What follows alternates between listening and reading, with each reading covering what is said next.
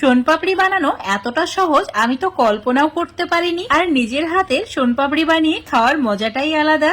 এই সোনপাপড়ি খাওয়ার পর বাড়ির সবাই বলে কিনা দোকান থেকে আর কোনোদিন কিনে খাবে না। তো এই দারুণ সুস্বাদু সোনপাপড়ি বানানোর জন্য একটা নির্দিষ্ট কাপের মাপ করে 1 কাপ ময়দা নিতে হবে। আর ময়দাটাকে অবশ্যই চেলে নিতে হবে। এবার ওই কাপের মাপ করে 1/2 কাপ ছোলার ডালের বেসন নিতে হবে, সেটাকেও চেলে নিতে হবে।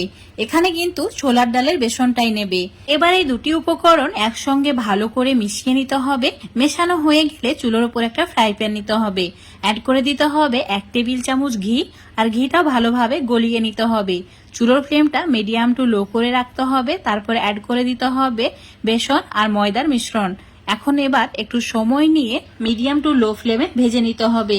প্রায় 10 মিনিট এভাবে ভেজে নিয়েছি। খুব সুন্দর একটা সুগন্ধ বের হচ্ছে। তো একটা পাত্রে ঢেলে রেখে দিচ্ছি ঠান্ডা করে নেওয়ার জন্য।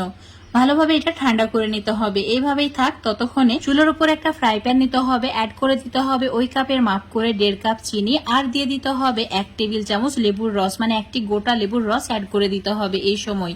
আর দিয়ে দিতে হবে 1/2 কাপ জল। তারপর একদম নাড়াচাড়া করা যাবে না যতক্ষণ না চিনিটা গলে যাচ্ছে।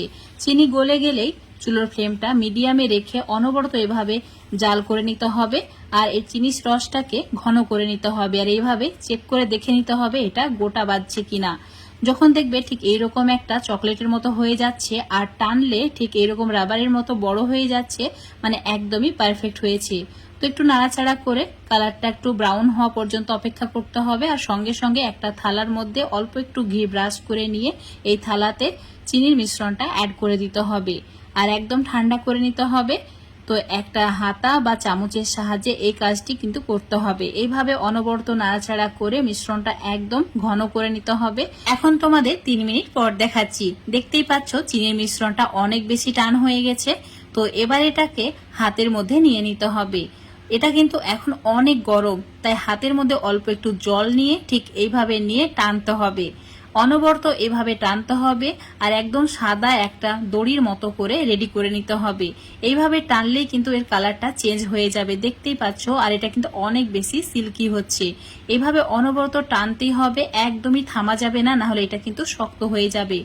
গরম থাকা অবস্থায় কিন্তু এই কাজটি করতে হবে। তাই হাতে যদি গরম লাগে তাহলে অল্প করে হাতে জল লাগিয়ে নিতে হবে। আর এইভাবে দুই প্রান্ত জয়েন করে একটা রিং এর মতো বানিয়ে নিতে হবে। তারপর বেসন আর যে ময়দার মিশ্রণটা ভেজে রেখেছিলাম সেটা অল্প অল্প করে এভাবে দিতে হবে। আর ঠিক আমি যেভাবে করছি একই ভাবে স্টেপগুলো ফলো করে বানিয়ে নিতে হবে। মানে মাঝে মাঝে এইভাবে কিন্তু মিশ্রণটা অ্যাড করতে হবে, টানতে হবে। আর এইভাবে মানে একটা পাক দিতে হবে, তাহলে খুব সুন্দরভাবে সোনপাপড়িটা রেডি হয়ে যাবে।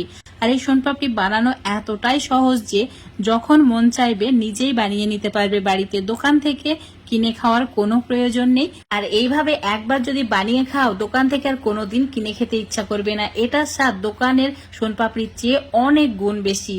অল্প অল্প করে এইভাবে মিশ্রণটা অ্যাড করে ঠিক একদম সুতোর মতো করে সোনপাপড়িটা বানিয়ে নিয়েছি। এবার একটা বাটিতে ঠিক এইভাবে অ্যাড করে একটা শেপ দিয়ে নিতে হবে। তোমরা চাইলে না দিতেও পারো, এভাবে দিলে কিন্তু দেখতে ভালো লাগে। অল্প একটু ড্রাই ফ্রুটস অ্যাড করে দিয়েছি দেখার সৌন্দর্যের জন্য।